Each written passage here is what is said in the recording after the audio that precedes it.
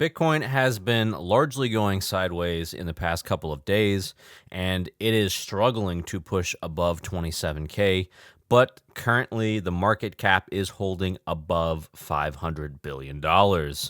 Hello, my name is Cody the Coin Raptor, and in today's video, I want to talk about something very important that happened in the European Union and a rule or a set of rules that was passed that will impact the crypto industry. And we're starting to kind of see a little bit of an impact in the Bitcoin price right now, given the fact that over the last 24 hours, Bitcoin is down 1.5%. Meanwhile, Ethereum mostly flat, but still down 1.5% over the last 7 days. And our Binance coin also mostly flat over the last 7 days. So what are these rules that I'm talking about? Well, the AP did a story on this, and they outlined some of the more important parts of this. So we're going to go through this real quick. So the rules that I'm talking about are currently known as the Markets in Crypto Assets, or MiCA. Okay, so the European Council adopted these rules, and some of the impacts I want to go over with you guys, and we're going to talk about how this is going to potentially impact the price.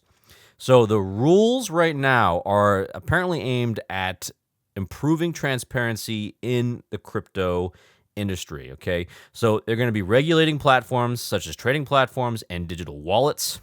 However, Bitcoin itself apparently will not be touched. Now, it remains to be seen kind of how the ecosystem around Bitcoin is molded and shaped by these rules, and if that's going to affect Bitcoin itself. But according to the rules, Bitcoin will not be subjected to those specific regulations.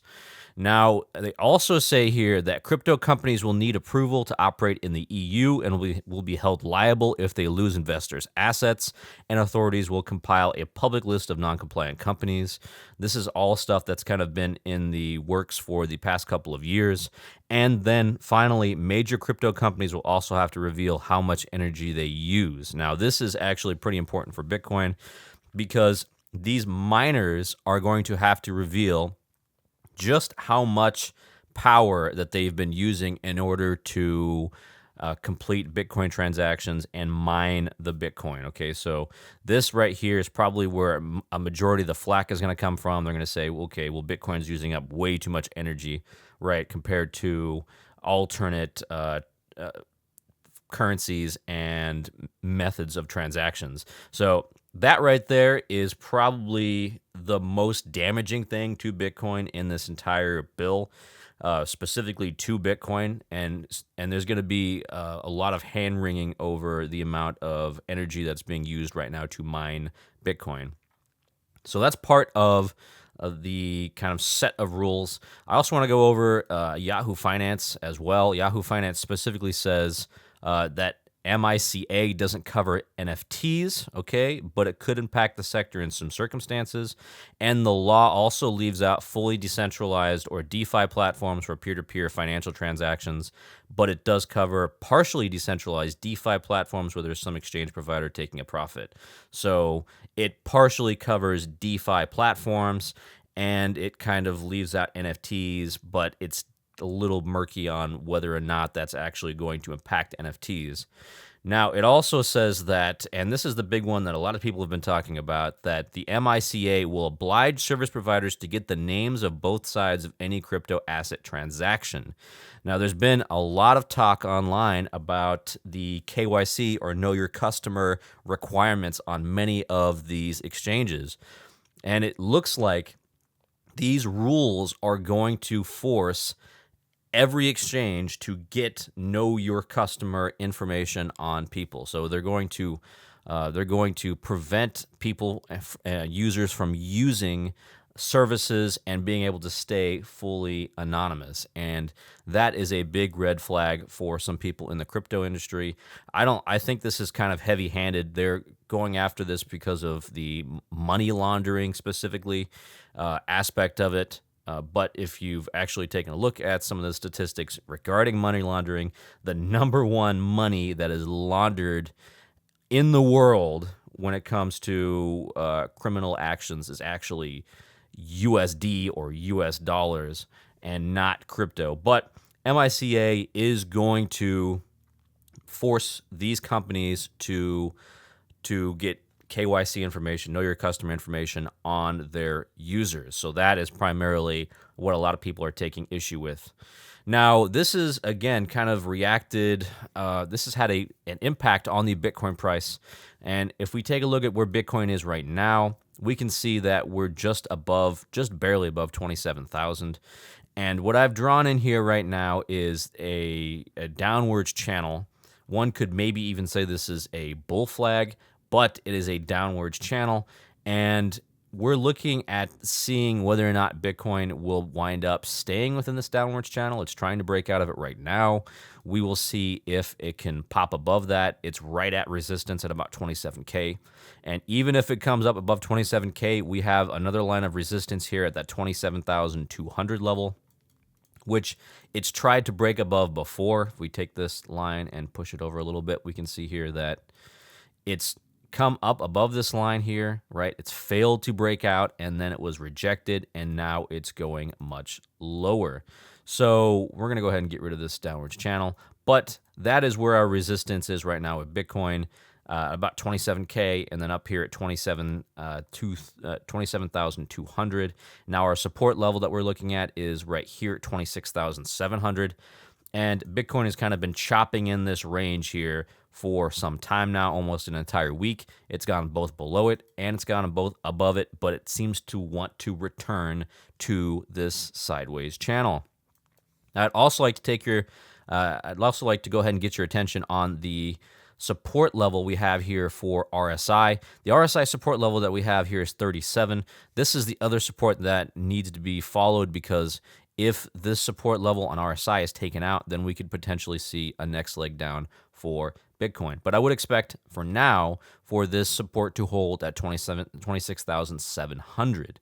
Now, we're going to get more information about the MICA and its impacts on Bitcoin and crypto, and that could potentially drive crypto prices higher or lower depending on what else is in these rules.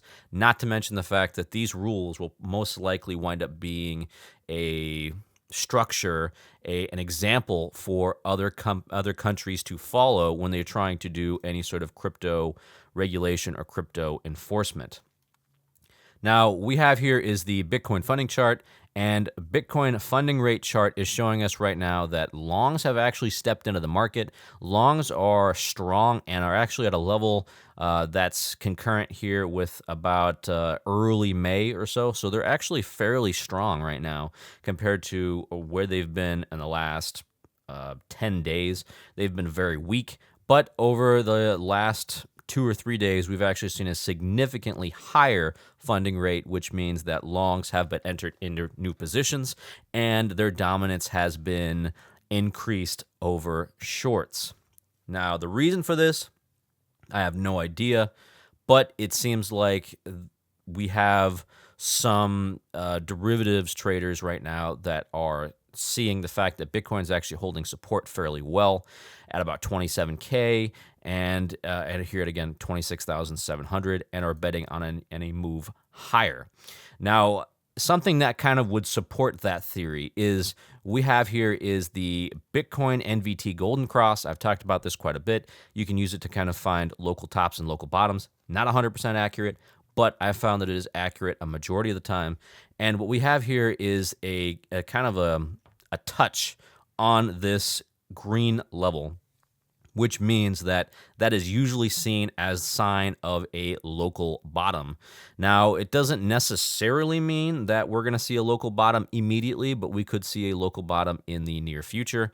And if this continues to go down, we could actually wind up seeing another local bottom form in the coming days. And if that happens, I'll be sure to bring that information to you guys, because the Bitcoin NVT Golden Cross has been a mostly reliable indicator for some time now. It's called out local tops and local bottoms a few times I've looked at it, and it kind of gave us an idea, a prediction here, that our previous low here at about 26,700, it was on point with the drop down here into the green zone. So that kind of gave us an idea that that drop was coming.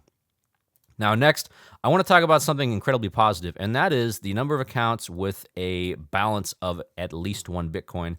And so what we're seeing here right now is this is a little bit off, but we have finally crossed the 1 million address threshold. So 1 million addresses now have at least one Bitcoin, and that is so important for the industry and for the economy of Bitcoin, because now we have a 1 million address distribution of Bitcoins. And I expect that this number is still going to go up as long as Bitcoin remains undervalued. Okay, so I expect that we're going to actually still see an acceleration. And to kind of give you guys an idea of how far we've come here, we're going to go ahead and take a look at where it was in May of 2022 as well. Let me zoom out here. And May of 2022, we can see that number was around 850,000 or so in that region. So we went from 850,000 to 1 million addresses in 1 year. That is dramatic. That's a dramatic increase in the number of addresses that hold one Bitcoin at least. Congratulations to you if you have one of these addresses. Okay. Next, we're going to go ahead and talk about Ethereum. So Ethereum still also sideways, just like Bitcoin. It actually seems like there's a bit less volatility in Ethereum lately than Bitcoin, because Ethereum tried to break out here again above that 1835 level. It got rejected and came back down again. It touched support down here at 1800, bounced off of that level, and is back up again. And now it actually looks a little bit like Ethereum is in a little bit of an up channel of its own. In fact, if you go all the way down here to May 11th, and then you draw in an up channel here, you can kind of see it's very rough, but you can see that Ethereum is kind of in a long-term, or I would say medium-term up channel right now.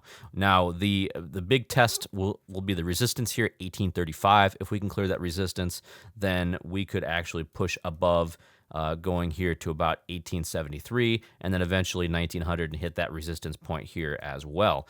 But we'll have to clear this local resistance here at 1835 first in order for that to happen. Now, Binance Coin has been also kind of muted, I would say. The response has not really been spectacular to any of these news for Binance Coin either. Right now, it is holding support here at 309. It's trying to get above resistance here at 315. However, it so far does not have the volume to push above that level. Now, with Binance Coin, it has shown a remarkable amount of stability, and one of the reasons for this is because Binance Coin, as you guys may well know, is supported by Binance. So you can expect that Binance, the exchange, will come in and buy their own coin, their own token, and keep the price level and steady. Okay? This is Cody the Coin Raptor, and if you guys enjoyed this content, let me know, like, subscribe, and go ahead and leave a comment and tell me what you guys think. Also, follow me on Twitter for the most up-to-date information and where you can take a look at some of the posts that I've made about crypto and about stocks. It's not all about crypto on my Twitter, and I would definitely like to hear you guys' opinion on the current state of the market. That's all I've got for you guys today. Have a fantastic day.